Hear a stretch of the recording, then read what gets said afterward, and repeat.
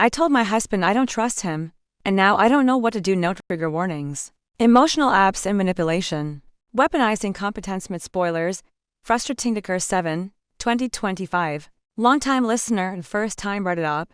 I'm sorry this will be on the longer side. So my husband 27 male, and I 26 female have been together for 6 years, married for about 8 months.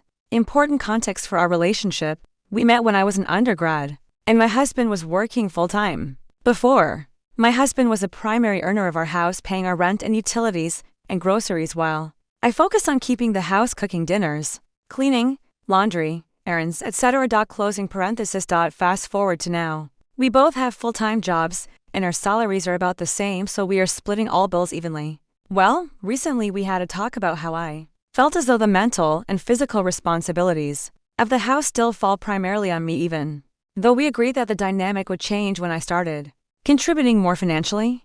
I still plan and cook most nights 4 to 5 days a week if we don't meal prep. I shut down the house at night, clean the kitchen, put dishes in a sink, dishwasher, pick up our mess and the cat toys, etc. I do the laundry and bathroom cleaning, and basically everything else. I have been very open throughout our relationship about how I don't want our marriage, to be one where the wife carries the mental load for the entire family while the man only acts as a breadwinner and doesn't help at all, until she inevitably has a mental breakdown or is pushed to divorce. I witnessed how damaging this can be with my own mom and dad, and I refuse to repeat that.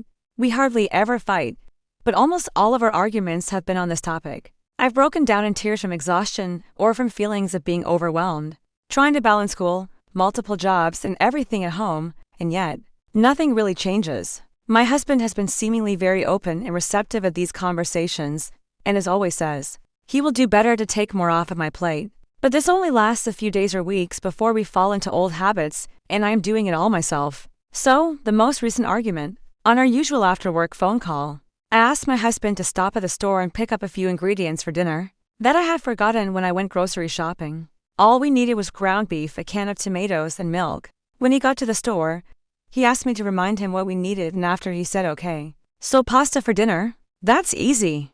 I can cook it since you cooked yesterday. And I said thank you. I have a migraine and really don't want to cook anyways, so that is perfect. So he gets home about 30 minutes later and starts unloading the groceries. I ask, where are the tomatoes? He said I forgot them. I said okay. Should I go back to the store because we can't make a sauce without a base? And we have nothing else prepped for dinner? He said no. I forgot them, so I'll go back. So he goes back to the store. At this point, it is almost 7 o'clock and I am super hungry. I decided to start the pasta on my own because at this point, he wouldn't be back for another 30 minutes, which means dinner wouldn't be done for at least another hour. He comes home and says I thought I was cooking, and I explained the timing issue and how I needed to eat to take my migraine medicine anyways, so this way we can eat earlier. His response: this is the problem. You always ask me to step in and help take the burden off of you, but then you do it before I can. Or if I do help, you stand there and micromanage everything that I'm doing. It's like you don't trust me to do anything.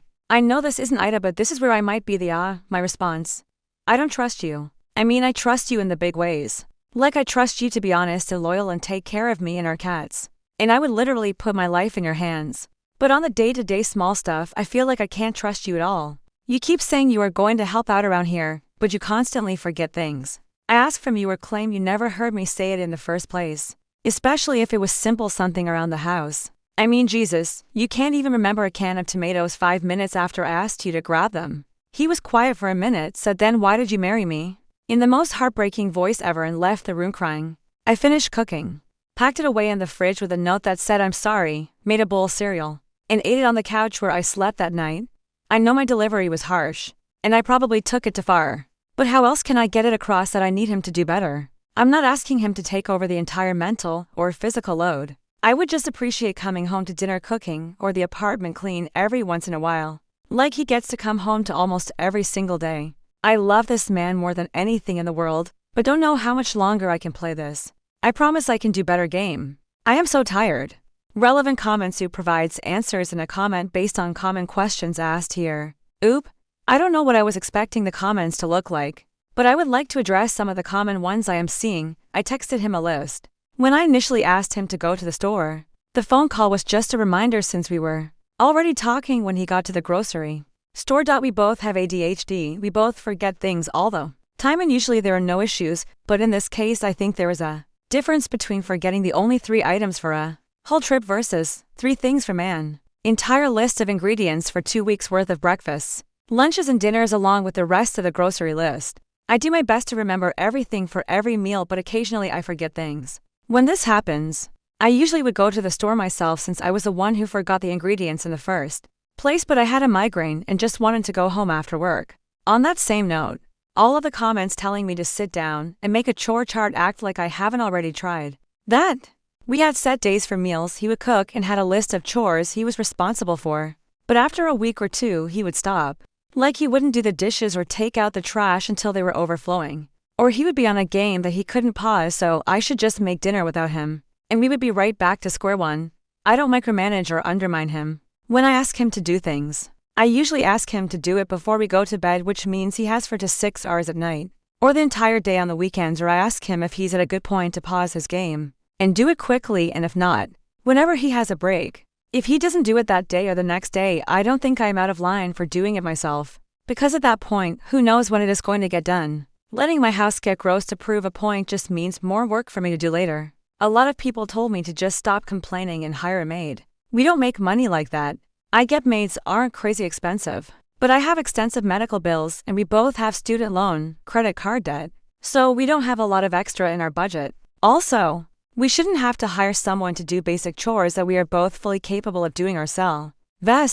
It would take us an hour on the weekends deep cleaning and maybe 20 minutes a night for daily cleaning if we both did our share. I made a mistake. I suffer from chronic migraines, so I know the warning signs, and I usually have a snack with me, or a quick meal that I can make to take my medication with. I thought dinner would be within my window before it was too late, and I was wrong. I didn't eat the dinner after because I was too nauseous. A lot has happened over the weekend, so I will post a better update tomorrow. Commenter 1, I think snapping was going to happen eventually. You can only hear the same thing over and over again before you stop believing it. I do, however, really believe you would both benefit from couples therapy. They can help break down the communication in a way you can both understand. While what you said was harsh, it doesn't make it wrong. I hope you're both able to work through this. OOP, I agree that we could use couples therapy. I feel like I'm not being heard and I'm doing it all, and he feels like I am micromanaging and attacking him. I have tried talking about it calmly, even asking for his input on how to improve things so he doesn't feel like it's all about what he's not doing. But at the end of the day, I'm still doing the work of trying to figure out a plan for both of us. I have to be careful about what I say and how I say it so it doesn't hurt his feelings. But that just adds more to my mental load. I feel like a therapist could at least help us figure out what the real underlying issue is in all this, because it can't always be that he forgot. OOP on having conversations with her husband about splitting chores 50-50, and with him manipulating her to do everything and he does nothing at home. OOP, thank you. A lot of people are saying that I'm in the wrong for being emotional. But like you said, we have had this conversation multiple times. We have talked about it in steps. One conversation was about taking over cooking a few nights a week. Another conversation was about splitting weekly chores, another about daily chores, and so on. The problem is that we keep having the same conversations over and over, and I get emotional about it every few months because I find myself doing it all even after I talk to him about what I need and how he can better contribute. I understand that some people think that my crying is manipulative as well. But hey, sometimes I cry when I get overwhelmed and I feel like I'm not being heard. Commenter 2, oh, honey, he manipulated you really well, didn't he? He played the self-pity card and you fell for it. He is not trustworthy. He is not reliable. You are carrying the mental load. He is not trying to do better. He is half-assing everything. So you won't bother to ask him again. OOP, I didn't want to believe it was manipulation. But after reading these comments, I'm starting to see a pattern. Every time we have one of these conversations or arguments, I am always comforting him because he feels like he is being attacked for not doing enough when he tries his best. I've always had trouble regulating my emotions, so I always assumed I genuinely took things too far or was too harsh, so I was likely on the wrong, but this thread has shown me that I am just easily manipulated. Update. December 9, 2025, 2 days later. Update. I told my husband I don't trust him, and now I don't know what to do now. Thank you to everyone for helping me feel validated in my exhaustion, while also calling me out and helping me see my husband's perspective. Here is the current situation. I flew home for the weekend for a girls' trip with my mom and my aunt, while my husband stayed home and watched the UFC fight with a few of his friends. Sunday morning. I texted husband to confirm my flight time so he could come pick me up, and he said I'll be there. We need to talk. So I land, get my bags and get to the car, and he has flowers for me. He said I'm sorry. I shouldn't have forgotten the tomatoes. And I said thank you, but it wasn't really about the tomatoes. And before I could say anything else, he goes, I know. That's what I wanted to talk to you about. He then goes on to tell me that during the fight, his friends asked where I was, and he said she's with her family, and they said, were you in trouble? And he said yes, so then he told them all about our fight. Apparently, his friends Chase 35M and Alex 29M, both married, told him that he missed the point and that he was in the wrong. His friend Andrew to 8M was also there, but he is not married or dating at the moment. So I'm assuming that he opted to stay out of it. He didn't tell me any other details about their conversation, but his conclusion was that he was wrong and needed to apologize for whatever the real issue was. I sat there for a moment looking absolutely shocked. I said, do you even know what you're barely apologizing for? And he said, yeah. I forget things sometimes, and you have to do it for me. This time I forgot the tomatoes, and you felt like you had to make dinner, so you got mad and snapped at me. I took a few moments to collect myself and fix my WTF face before said no. The issue is that you don't listen to me. I was mad about the tomatoes because it was a final straw. You don't just forget things at the store. You forget to do the things that you've agreed to do. How many times do I have to ask you to help me cook or help around the house? How many chore charts and chore lists and to-do lists do we have to make for you to actually help with anything? He got defensive and said if you reminded me of the things you need me to do, I would do them, to which I said that's the problem. Asking you to do things, and then having to constantly remind you that you should do them is nagging and exhausting. I need you to remember. Write it down. Set an alarm. Find some way to make it work for you. I can't keep asking you to step up. I need you to actually step up.